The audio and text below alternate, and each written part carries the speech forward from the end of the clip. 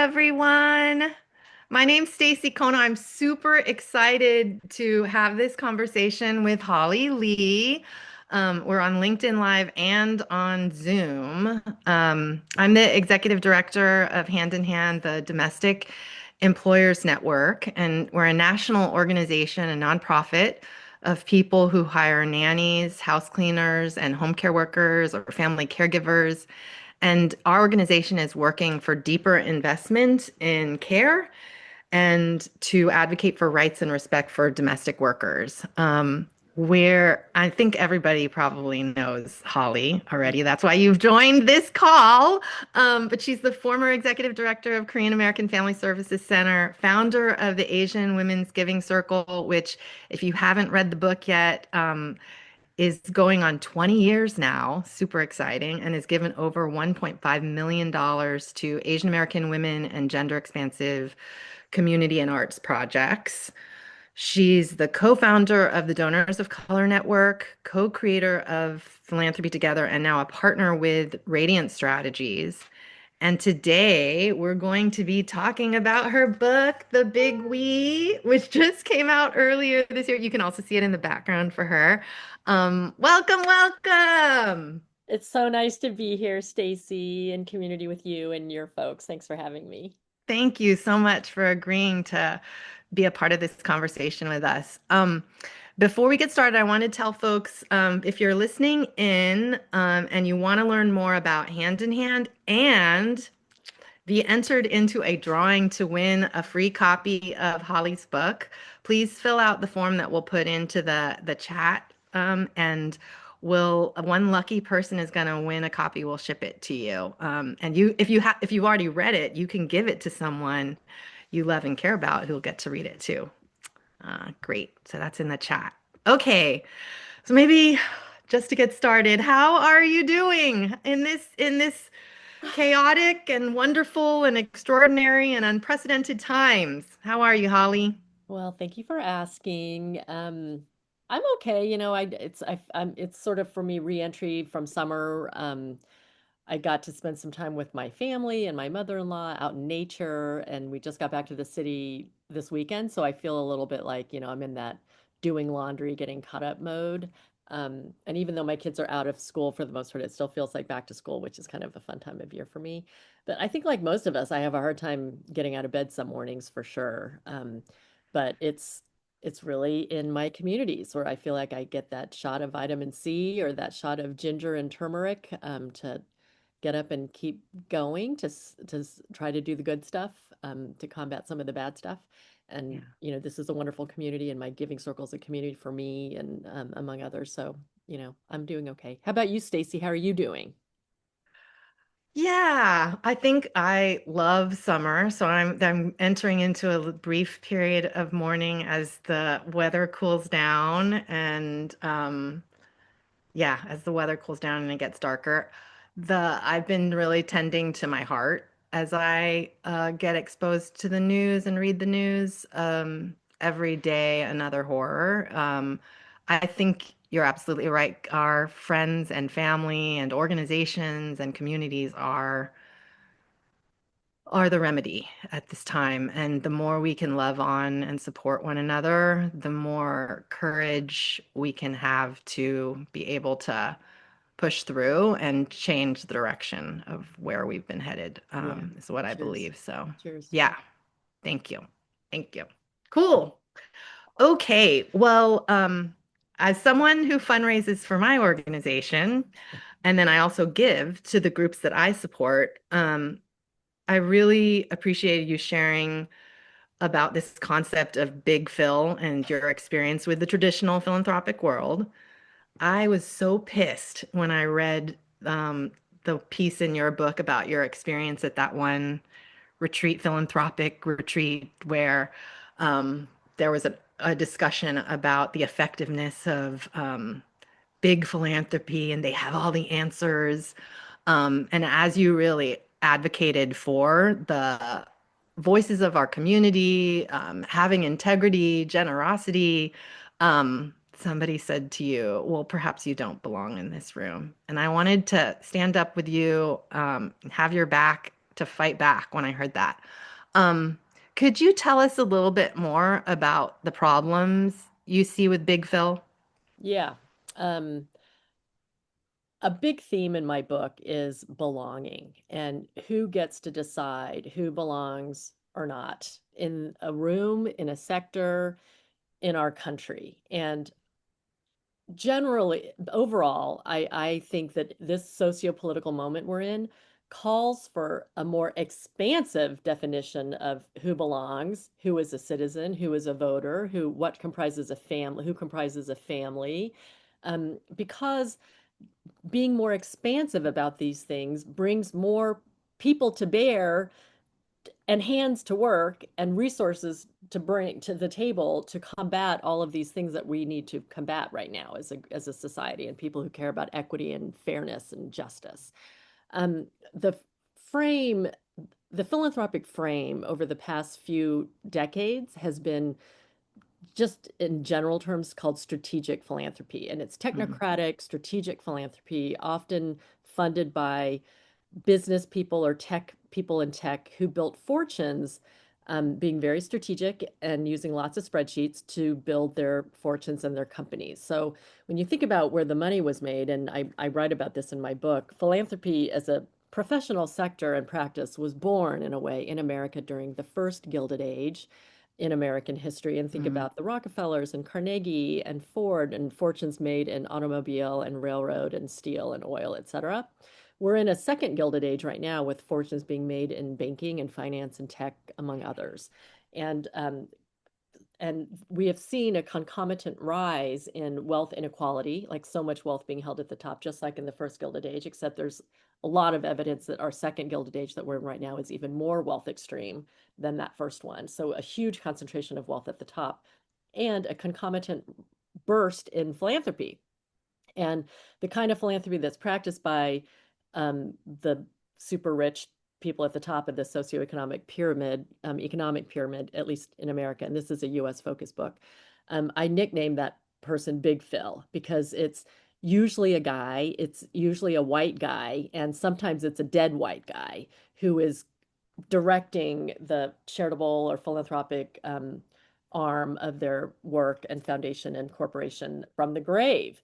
And if Big Phil had a home, it would probably be Stanford and Stanford PACs. And Big Phil has done a lot of good in the world for true, like vaccine developments, tackling maternal and fetal health in developing countries. A lot of good has been done, paid for by Big Phil, but it's also true that Big Phil almost for sure hasn't paid his fair share in taxes, almost for sure has hoarded a lot of wealth and is giving away a smaller percentage of wealth than he can afford. And also often casts a shadow over the kind of philanthropy that's been practiced by regular non-billionaire people, often in groups, always, historically, always, by all of our people.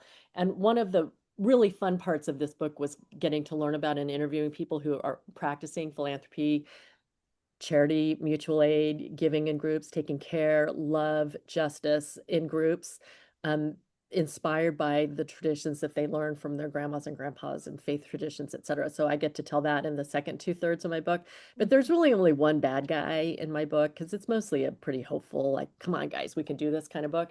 And that's Big Phil in the first part one. And there's one bad guy who literally told me in this very small, very elite philanthropic room, well, maybe you don't belong in this room, Holly. And you know what? That guy, he was probably right.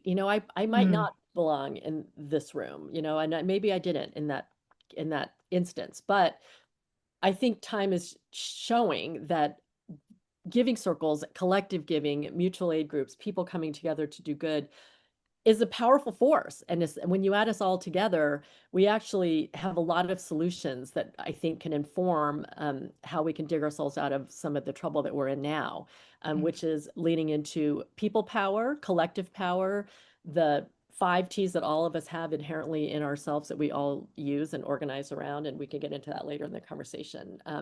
So Big Phil kind of stands for billionaire led, top down, rich guy knows best philanthropy, and it's a style of philanthropy that you've probably jumped through lots of hoops to get dollars, as have I. If you've ever, I write this in my book, but if you've ever almost hurled your laptop against a wall because you are trying to fit your beautiful work into a logic model or a spreadsheet or or I don't know, some form that doesn't mean anything to you but means a lot to the funder, then you have jumped through some hoops for Big Phil. And I try to make the case for matters having to do with the human heart and human dignity and freedom of for all of us people on this planet and the health of our planet. Novels are better suited than spreadsheets for measuring that story, telling that story, being persuasive about that story. And unfortunately, too many parts of our sector, you know, shorthanded by Big Phil in my book, um, it's just lots of spreadsheets that just aren't cut out to do the job of describing what human dignity, human joy, love, and flourishing means for our communities. Yeah. I mean, you used the example too of the different investments in different education systems that really didn't make a difference. In fact, they further segregated communities in some ways. And when it comes to people and young people and community development and community building, the ways in which it can't be through a spreadsheet. I appreciate too you saying this piece, maybe I didn't belong in that room because maybe that room should not exist. Maybe Yeah. we should be having kitchen table conversations. We should be in community centers. We should be in churches and faith, houses of worship where that's where the conversations about what we care about and where resources go in the voting booth should be, Yeah. instead Well, of in this I think closed door. totally. We have to contest in all of these rooms, Stacy. But That's this true. is the tension that I feel, and I think Yeah. our sector feels, which is because we have such a huge wealth divide in America right now, because there are so many people at the very 0.1%, 0.5% of our population who hold so much wealth, if we want that wealth to move differently than the way it's moved for the past 30 years, then someone's got to try. Otherwise, Yeah. Harvard, Stanford, the big hospitals are going to continue to get most of that wealth in terms of philanthropic capital. And as you know, philanthropic capital is like this much when we're talking about the capital, like 95% of most people's wealth portfolio and corpus is invested in Mm, companies and to make more endeavors and money. funds that are sometimes exactly counter to the purposes of their 5% of philanthropic capital. Mm, So those of us who have access to working with very wealthy people, foundations, donors, organizations, investment companies, whatever, it's kind of a responsibility to try to influence that money so that it moves differently, and not just philanthropically, but also investment wise, and mm, entrepreneur, how is it being spent, not just philanthropically, but with the private capital side too. mm. That's the Okay. tension. So the Yeah. tension actually is, how do you work within a thing at the same time that you're trying to change the thing?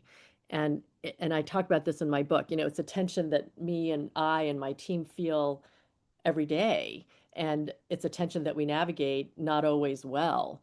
Mm. But it's one that I think we need to surface and talk about and keep each other accountable, to navigating. Yeah. Yeah. So those rooms still need to exist. Will they exist whether we want them to or not? And Yeah. And those, we need to get into them and to we be need able to to we need to change get the into them. narrative and influence it. Yeah. Yeah. Okay. I'm still pissed for you though. Oh, thank you. That still made me angry. I can get kind Um, of pissed if I remember it too. Yeah. Well, but in terms of the flow of your book, right? That's the antagonist, Big Phil.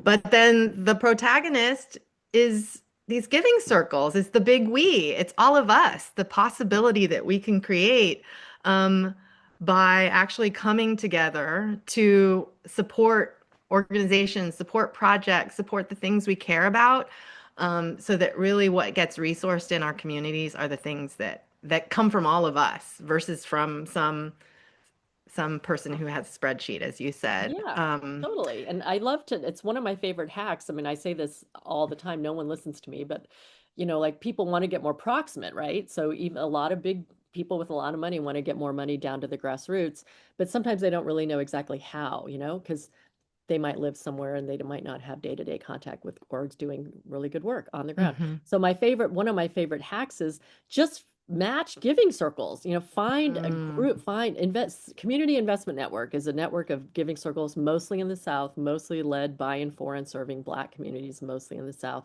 The Asian Women Giving Circle is a member of Community Investment Network, CIN, because it's a people of color, a BIPOC giving circle network. And there's like dozens of giving circles within the network. Mm. So I'm constantly just saying, like, just match them. It's 100% surefire way of getting money into communities that you probably don't have personal, connections to get money into. Love it. Nice. Love it, love it. Will you say more about both the Asian Women's Giving Circle, but more broadly, all the work you've done around them? I mean, I feel like it's a model that's very parallel to the way we do organizing at Hand in Hand around, as you talked about, kitchen table conversations, people who care about each other and have shared values coming together in the Giving Circle case to give and support the projects they care about. And for Hand in Hand, it's been to take action together in support of domestic workers as employers. But yeah, tell us more about Well, what's a this giving circle? model. Maybe if Mm-hmm. people don't Mm-hmm. really know. So, a giving Yeah. circle, in my super simple definition, is a group of people who come together to do something pro-social together. And Mm. it can be a book group that gets political. It can be a group of college friends who come together once a month to pool their money and do good together. In Mm. my book, I describe a group of teenagers who got together in Arizona Mm-hmm. to do a giving circle, and they started with the price of a latte. Every student put a price of a latte into the common pot. Uh-huh.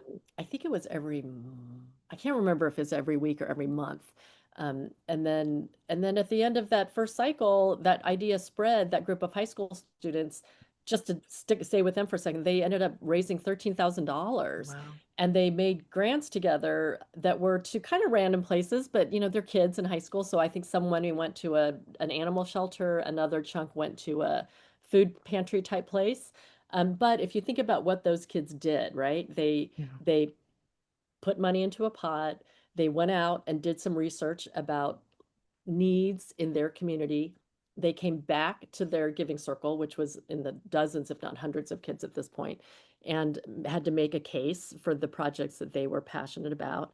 They had to, as a group, vote and bicker and quarrel and fight and come up with some sort of consensus to pick a group of grantee partners that year and decide how much money each of them was going to get. So if you break down those actions that those ninth, 10th, 11th, and 12th graders did, those are the actions that describe what it means to be a citizen. These are the actions that describe civic engagement in our democracy. And Yeah.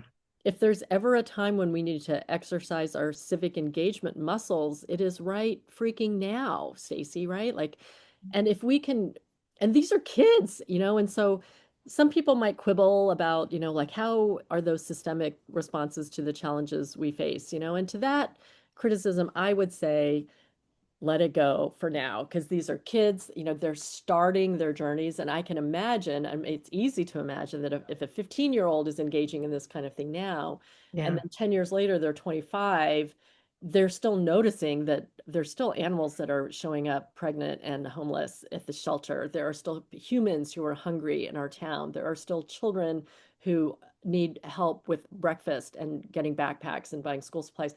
They're going to start asking the more quote unquote upstream questions, right? Like, why do Yeah. these things keep happening, even though my group and many others are sort of trying to help at this end, right? You can imagine these kids starting to ask the questions, why do these things keep happening? So over time, they're going to start asking the more upstream questions. Yeah. And there's this research that's been done, and you know it, but the Giving Circle research, and my Giving Circle turns 20 this year, Stacy. I can't even believe it. We turned 20 this summer. And so we've been studied because the field of collective giving is really booming. And one of the findings from this most recent landscape study on collective giving globally is that Giving Circle members, so people who participate in this kind of thing that we're talking about, Giving Circles, we tend to donate more money than people who don't. We Mm, volunteer more hours. We volunteer more services like pro bono, low bono, web design, legal, whatever services. We vote more often mm, and we run for office more often mm. than regular people in our communities. So there's a lot of evidence that shows. So not only are giving circles moving billions of dollars globally, and it's on pace to double in 5 years that amount, and engaging tens of thousands of regular people, non-billionaire people, to pull their time, talent, treasure, testimony, and ties to do good in their communities. We Mm. vote more, we run for office more, and these are all elements of civic engagement. You're catching me on a long-winded day, Stacy. So I'm going to go right into kitchen tables unless you want me to stop for a second. Well, one thing I just want to observe is how it, no, I lost my train of thought. Anyways, I The love high school the students? mom, Was it the something high about school. the high school students? Oh, the critique of it maybe not being, those investments weren't not necessarily getting to the root cause of things Yeah. that actually though the culture change that you're pointing to from this data, what can occur if we engaged more young people Yes. and more communities in thinking about the ways they can make a difference through a giving circle or through organizing, the kind of difference that makes, like you said, for the larger sort of our larger civic environment, And civic civil life. society, civic life. Yeah, and Absolutely. we have to take the long view. Like Yeah. these are kids who might be 14 or 15, Yeah. and or even if you're 50 and you haven't really been that involved, but your Mm, entree point is the giving circle because someone invites you to come to one. yeah. We have to take the long view that that person's going to learn more about what's happening in their communities. They're going to care more. They're going to do an action with their buddies, their neighbors, their friends, their colleagues, whatever the group is. And Yeah. one action will lead to another. And Yeah. I would bet money that that person, whether they're 15 or 50, will be more likely to vote and will be more likely to learn a little bit about I don't know, ballot measures or candidates who are running in their town who are going to affect change on the things they care about. And, some of them might even run for office, so Yeah. it's kind of we have to sort of remember that building this kind of thing takes time and Mm, we have to meet people where they're at and yeah. we have to have at least a somewhat open door to meet them where they're at and then keep feeding them stuff and plying them with wine or cheese or brunch, whatever it is, to get them to keep coming back and keep Yeah. moving ahead. And kitchen tables is a metaphor Yeah. throughout my book, Big We. And the reason kitchen tables is a metaphor I really like for this work is that kitchen tables have been the locus of a lot of powerful organizing in this Mm, country, yeah. always, especially by and for women, people of color, queer folks, and immigrants. So I also like the metaphor because most of us have a kitchen table. And if we don't, maybe we've got a small living room that can host 4 or 5 or 6 people, or we have a friend who does. And I live in New York, so sometimes we don't. So we can meet at a restaurant and gather people and invite people to come talk about what's keeping us up at night or an issue that's happening in our neighborhood and what we might do about it together. Yeah. But to the metaphor of a kitchen table, I am adding a very important tweak, which is when you think about your kitchen table as a potential locus for organizing your friends and family around what's happening in your neighborhood or town, please think about adding a leaf or two or a few seats around that table to invite some people who are just outside your regulars. And by that, I mean, if you're going to call 4 people over for dinner, this weekend. Those are your regulars. So when you're thinking about organizing a kitchen table to do something in your neighborhood or town, address something, think about inviting a few people who are just Mm, outside that group of regulars. And for me, my regulars might be other people who live in Fort Greene, who have in Brooklyn, who have kids, um, who are young adults, who care about, 3 things I care about. So inviting people who just outside of that might be like inviting Jimena who lives in Queens, or a couple of people who maybe are aunties and uncles and don't have kids of their own, or um, you know, it doesn't have to be like crazy different, just like a little bit outside my first calls. So that's what I mean by just expanding out. And the reason it's important to do that, obviously, is just to state the obvious. It's so I don't just constantly reify what I think I already know, and that me and my friends in my group can always be informed, stimulated, challenged by points of view that are different than ours, that are looking at things that we're looking at from slightly different points of view. Yeah. And in the context of a time when the information we're fed is sort of customized to our point of view and the narrowness and then the polarization occurs because of it, it feels all the more important to add those leaves to the table and then invite folks who we might not otherwise see on the day to day, but we know are important to the conversation. How are we growing the conversation? And in many ways, I think for hand in hand, we've used the kitchen table metaphor or the living room metaphor to really build power around care because too often people are figuring out their caregiving relationships, either as a family caregiver themselves or as an employer of a nanny or a house cleaner. It's sort of seen as this is your private business, it's in your private home. But when people are able to actually talk about it, that isolation gets broken.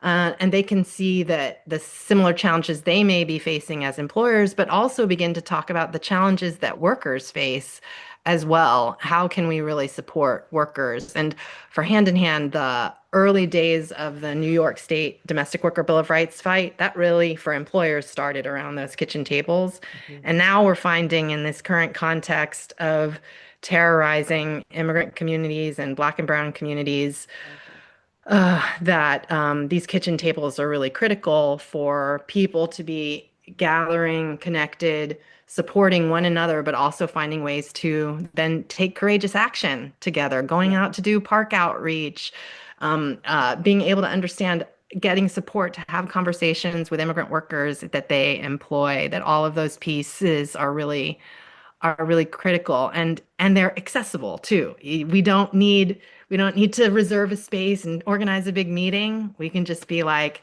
"Hey, y'all come on over and um let's work on some this together, whether it's a giving circle, giving to a project or being able to work on a campaign Or or organize an another effort." action, anything, right? And I think, Absolutely. I mean, what I hear you saying also, Stacy, is that you and I both know this, that the core fundamental organizing unit for any kind of organizing is relationship building. Yeah. And that happens at home around food or with drink, with food and friendship and getting to know one another as people. And the reason it's so important is that first of all, it's more fun, and I'm going to do it longer once I feel some responsibility to this group and also to you, the connections that we're making with Yeah. among each other.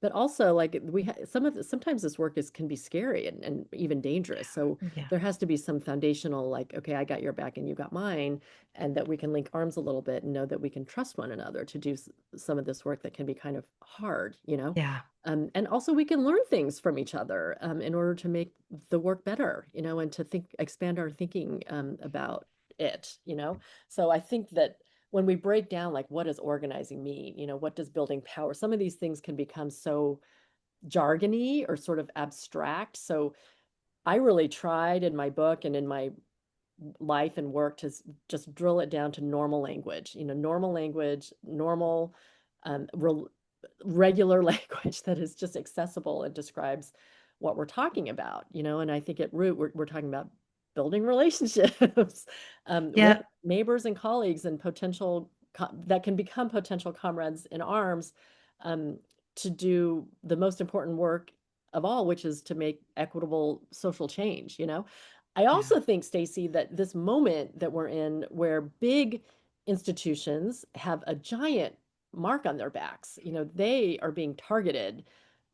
So many people and institutions and organizations are being targeted. And if you lead a university or a big public foundation right now, this is a hard time to be a leader of one of those things right now. Mm. I feel terrible for them, though I might not agree with everything that, Ford Foundation does or Harvard, whatever. It's just so, as a human, I just feel like this is a hard time to be in those shoes, right? Yeah. And the flip side of that to me is that this is the moment for individuals to step up because we Mm, have less of a target on our backs. And if you think about giving circles, we're just like tiny little particles running around doing good stuff. We're hard to catch because a lot of us aren't 501(c)(3s. A lot of us pull and give away cash.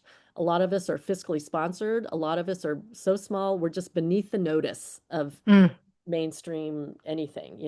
So it's a perfect time. It's almost like gorilla or atomized or particleized. Like this is the perfect time for particle action, like just mm, atoms of people doing good work and then just moving around and being quick and nimble and active and moving money and moving resources and volunteering our time and showing up for mhm. actions and activities and movements and voting and organizing, door knocking. Like it's the perfect time for people like us who are thinking about all the things we can do because we are just harder to target.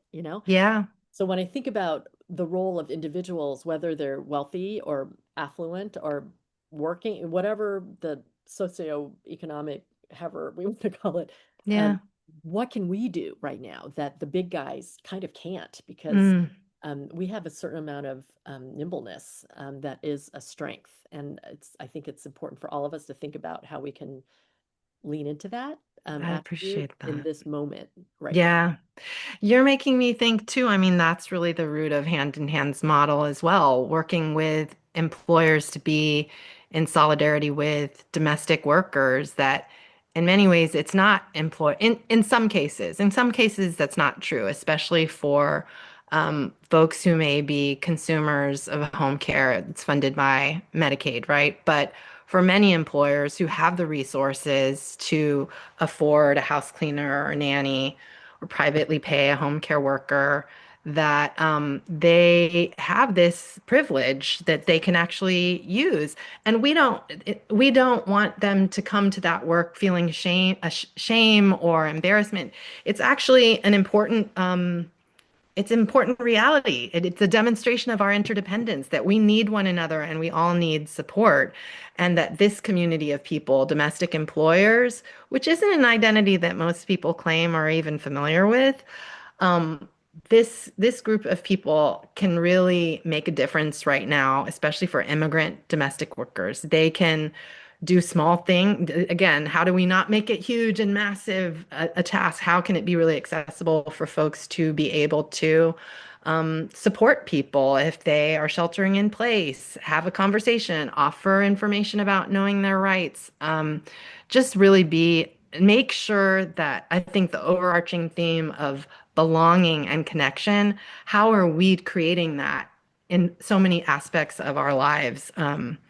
But yeah, this is a moment where the what you're inviting us into with giving circles and community building is it feels like the weapons, not that I want to use war metaphors, I but that know. we need in this fight, that we need it Well, think love about and care. right. Like, isn't it, if I can imagine tackling whatever it is, like arm in arm with my Mm, girlfriends or my neighbors or you or my friends, that just feels so much better to me than yeah. trying to figure out this big thing all by myself or just with my nuclear family. Like Yeah. it's just a more inviting and realistic way to attempt to make social change. The Yeah. vision on the other side, I'm sorry to make it so warlike and antagonistic too, but it's hard not to sometimes. The vision on the other side is that it's like a sum zero game to the top. It's each of us scrapping and fighting for a rock or whatever, and then it ends up with a rich person on top of in a mansion all by themselves, or a yacht in the middle of the ocean all by themselves with gates all around them with a lot of money. Like that's not a vision that makes me feel good about anything. Like I don't want that. Mm, I want to have neighbors who want to have a potluck once in a while and we can talk and disagree. We might not agree about we won't agree about everything. In fact, we might vote for different people sometimes, but we can probably agree on a lot of things, that we might want to do to make the playground better for the kids or to help folks in our neighborhood who don't have enough to eat. Like we can probably agree on a lot of things, yeah. even though we might not we definitely won't agree about everything. I made a point in my book, Stacy. I grew up in Kansas City. I don't know if we talked Mm. about this. And my neighbors were, I grew up with like regular Republicans. It was before Trump, it just regular mainstream Republicans. My dad Ugh. voted for Reagan. The first time I got to vote, it was a joke that my brother and I just canceled out my dad's vote. My mom wouldn't tell us how she voted, but I'm pretty sure she voted on my side, the right side. She just couldn't, like, in the politics of my family, say it out loud.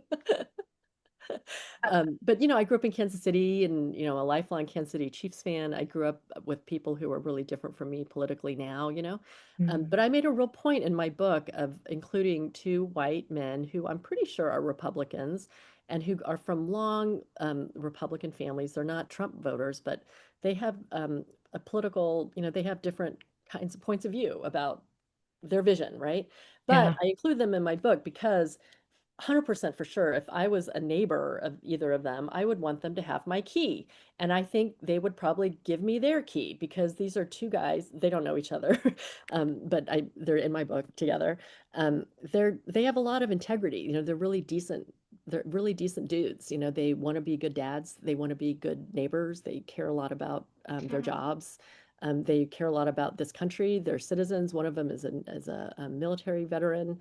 Um, they're really good guys. And, I Yeah. can imagine being friends with them if we were actually neighbors. One lives on the East Coast, one lives on the West. But I really wanted to include them in my book because I think that we have to open the door a little bit, to people who are a little bit different than I myself might be, but Yeah. with whom I can see like really being friends with, though we might um, vote for different people some of the time. Yeah, and that's really to your earlier point too around that leaf, adding that leaf to the kitchen table, but not just for the usual suspects, but actually extending out in ways where we're actually building beyond what we're used to. I think we all have to practice this skill, and I'm Yeah, not saying that the door has to be wide open all the time, right? Like we have to have some conversations around, okay, what's the thing we're working on here? We're going to disagree. Let's say we're going to disagree about, I don't know, whatever. We can disagree about this thing, but we're going to agree about these things. And we're going to talk about values that underlie the work that we're going to do together. We're going to talk about how we're going to behave with one another in order to do this work together. We're going to talk about civility and disagreeing, but also being able to put some stuff aside so that we can break bread and have a meal together. And that's going to be an important value for this group, and we do this in my giving circle, like I tell this story in my book, and it was hard. We lost the Asian Women Giving Circle. I I saw started that it. one. It's 20 years old this summer, and we lost a member over affirmative action. I saw that. Affirmative action is a hot topic for lots of people, and in New York City, for a lot of Asian communities, it's a really hard conversation. And we were talking about it as a giving circle, and one woman left because she could tell that most of us in the circle were in favor of affirmative action as a systemic response to a systemic bias and problem, right? Mm, Even though some make the argument that it could end up hurting Asian American students in some situations in some college or selective high school. I just kind of disagree with that, but an argument can be made and reasonable people can disagree, right? And this woman left the circle. It wasn't a huge fight. There wasn't a ton of animosity. There were civil conversations in which we disagreed, and yeah, and she just felt very strongly that she didn't want to spend her volunteer time with this group because mostly about that one thing, because she thought affirmative action was going to hurt her kids' chances of getting into the most selective New York City public schools and then later into the most selective colleges.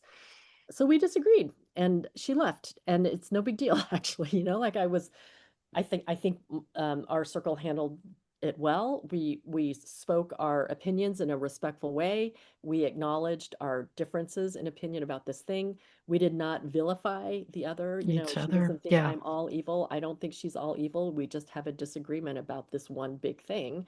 And I think actually she continues to support the circle with donations. She just didn't want to spend her, it's like sort of a big commitment to, not a huge, but she didn't want to spend her volunteer time. Anyways, so I'm not saying that it needs to be all like kumbaya, right? Like Sure. there will be disagreements and Yeah. will be losses along the way. But I think we can all agree that it's good to be able to have differences of opinion in a civil manner and Yeah. talk about these things, and then sometimes part ways if it's called for. Yeah. Yeah. No, I really appreciated that story and the model of actually separating in a way that didn't need to be a breakdown and, like you said, vilifying one another, which it feels like the level of polarization we have, at least out in the political world, sort of it can leak into our lives. And then with social media, where you can say whatever you want, that can also, and not necessarily be in conversation and respectful and listening and sharing conversation, that can make it really difficult. So the model of that was really hopeful, very, very And hopeful. what does it say? Like, so what that says, I think, is that for Holly, for my giving circle, the Asian woman giving circle, and for me as a human, civility is a value for me, Hmm. and disagreeing civilly is a practice that's important to me, right? Hmm. It's also saying, I think, that we can recognize that dividing us is a strategy, and that the more we are fighting and hating on each other and vilifying each other for small differences that are big but not fatal, um, that helps the bad guys in a way, because then it removes us from being in allyship with one another in a time when we need to build the muscle of being in allyship across some difference in order to do the things we have to do in order to not be a fascist country, and in order to fight for our democracy, and in order to fight for care workers and for immigrants' rights and for women's rights and trans folks and our brothers and sisters in this country, Yeah. our siblings, Yeah. we have to be able to work across some of these differences. Sometimes we can't, like there might be some that are just insurmountable but for the most part, most of these differences are surmountable, I really think. Yeah. And if we just really acknowledge the strategy on the other side to divide us, then I think that can fuel the energy towards the repair and towards the bridging and towards the solidarity that we need. Yeah. Yeah. Yeah. I think it can definitely move us toward love when we see how we're being divided and polarized. I think the other really compelling piece that I saw, that I read in your book and I've been reading a lot about, is just the larger loneliness epidemic in our country. I feel like it's a really compassionate way to look at the crisis we're facing and what then loneliness can create. I wonder if you could talk a little bit more Yeah. about how the big we is bringing part of the solution to loneliness. It was one of my favorite deep dive detours in researching and writing this book. And it's kind of related to what we're talking about, because if you think about loneliness, a very easy way to think about it is that it's an individual's problem. Mm, If I'm lonely, it's because I am depressed, or I don't have enough friends, or I am not connected enough to the things happening in my society. But if we think about it and that's a me response to mhm. loneliness. Yeah. But there is another response, which is a more systemic we response to the epidemic of loneliness, which, by the way, in America is killing us. Like we are dying deaths of loneliness and despair, suicide, mental health issues, drugs, addiction, shortening our lifespan. We are dying deaths of loneliness and despair. Um, and mayors around the world are realizing the economic costs of Mm, lonely citizens. mm, So this was kind of a fun detour in my book. Mayors around the world are coming up with very clever carrots and sticks to get their citizens out and about and talking with one another. And some of the solutions to loneliness don't have to be expensive. And Vivek Murthy wrote about, outgoing Surgeon General of the United States. He wrote about how loneliness is as deadly as smoking mm, 15 cigarettes a day or drinking 6 glasses of wine a day in terms of morbidity. Like it's really deadly. And mm. so here's some solutions that mayors have come up with around the world. I think it's in Wales. I don't even know if this made it into the book, but there's a mayor who had this idea. Someone had the idea to set up a barter shop within a senior center for elderly people, for senior Mm, citizens. And the idea is that, Stacy, if you need a new vacuum cleaner and I need a new Cuisinart or something, we might go to this senior center and I could shop around for a gently used Cuisinart. You could shop around for a gently used Hoover. And by the way, while we're there, we will be encouraged to have a cup of tea or a cookie with some of the mm, seniors who are in the senior center and kind of would welcome some company and conversation. mm, Mayors are installing chatty benches in public parks across Sweden to encourage people to sit down and talk with a stranger, you know? My brother just got back from Spain this summer on vacation with his girlfriend, and they realize that buying a bottle of wine is way cheaper if you buy it at a bar or a cafe than it is if you buy it at a liquor store where you'll probably go home and drink it. And the mayors there are just like bribing you to go out and drink that bottle of wine in company with your city mates rather than going home and drinking alone, because it's just, it's one way to spend some public dollars to get out and love about it. and socializing. So what are the things that we as a sector, or we're not mayors, but what are some of the things that we can do as a sector to encourage, with carrots and sticks, um, regular non-billionaire people, and notice the billionaires whose modus operandi seems to be to isolate themselves, right? Mm, mm, Mansions, yachts, far away, quiet, removed, in their wherevers. The opposite impulse, I think, is what's going to save us. mm. What are the things that we can do to build communion with our siblings in our towns, neighbors, workplaces? What are the things we can do to encourage linking arms, to talk about things that are important to us and keeping us up at night, and then to do a thing together? And Yeah, not that giving circles are the panacea for everything, but giving circles are a cheap, free, almost cheap, easy thing that any of us can do using our kitchen tables as the locus for the organizing yeah, in order to. Here's the summary of my book, Stacy. The summary is: look up, like get a little edgy, look up, link arms, and do something together. And giving circles are just like custom made to facilitate that looking up, the linking arms, and the doing something together. I love it. I love it so much.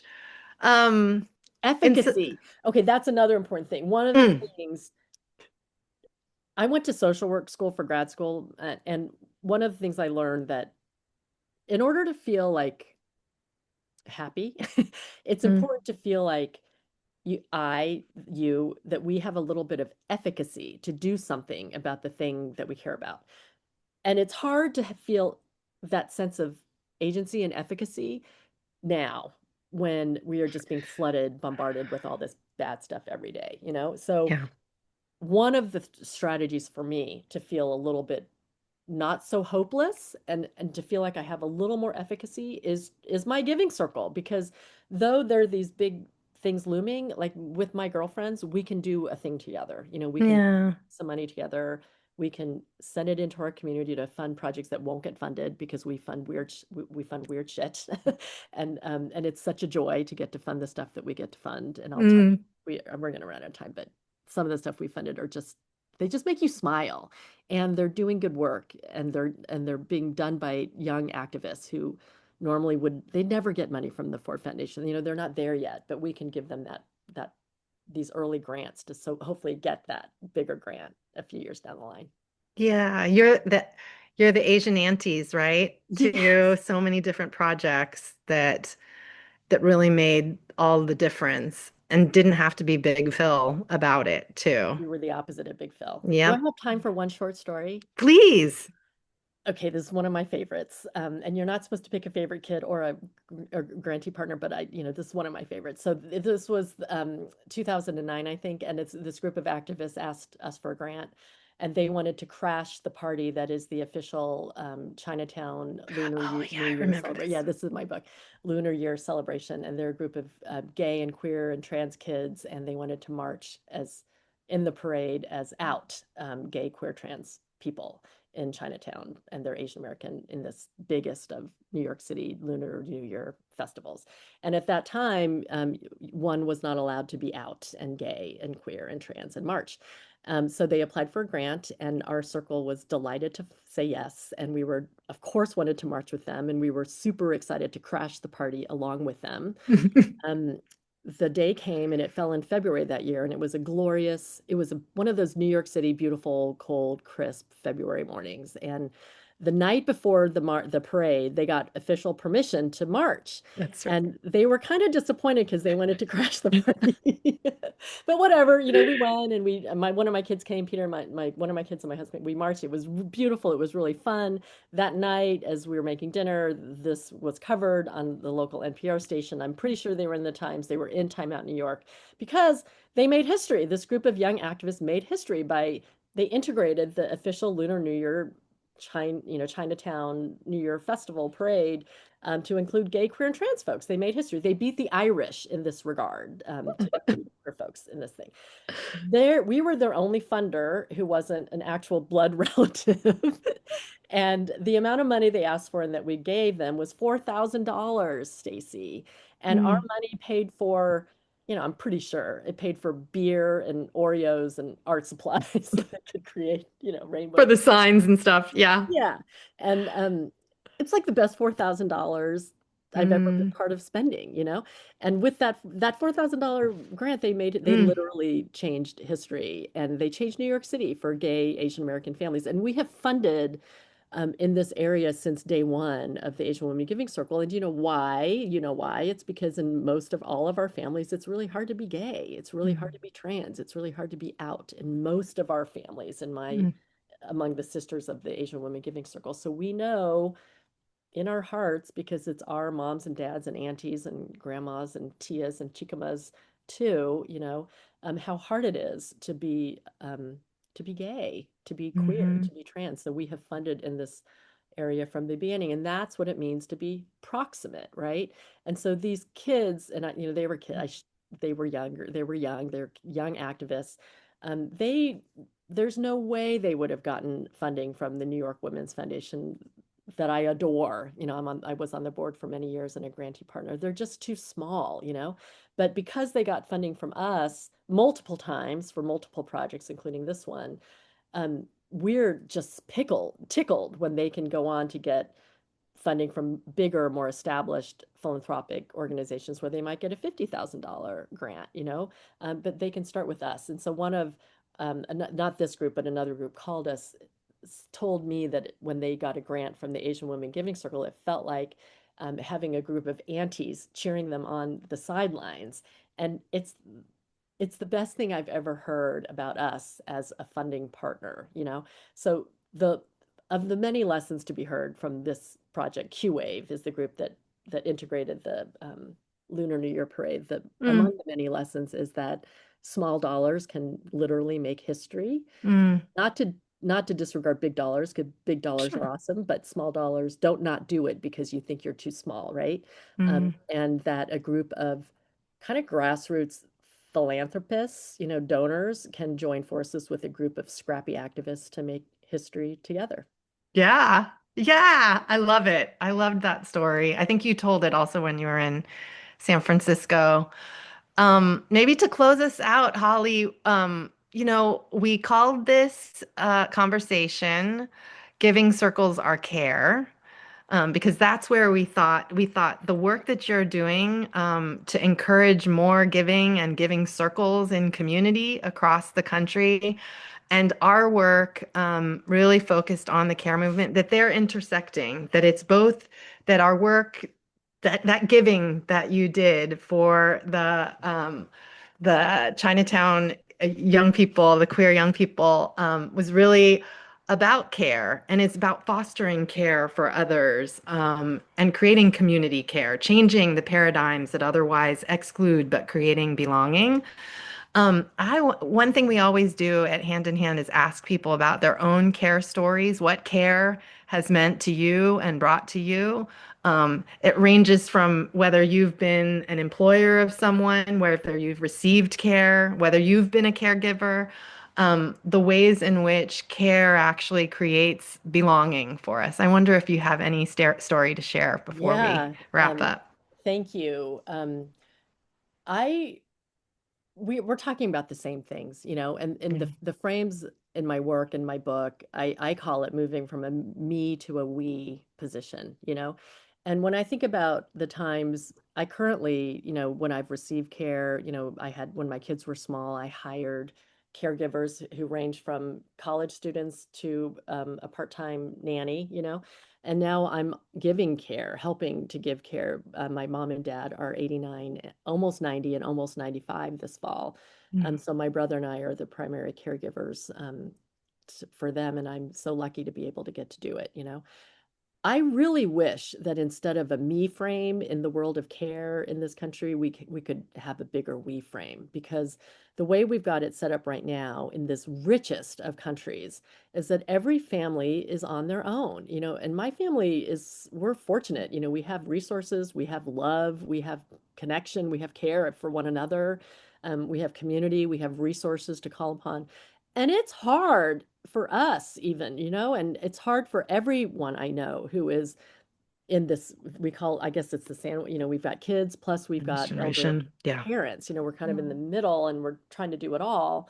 And it's impossible to do it all. Do you remember that book Lean In when that came out? I literally threw it across the room. I was like, I just, I couldn't believe that book. Like it just, it was infuriating to me.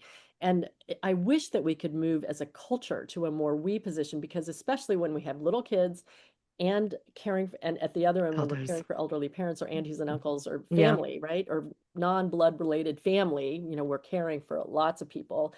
We need help, you know, we need a bigger community around us.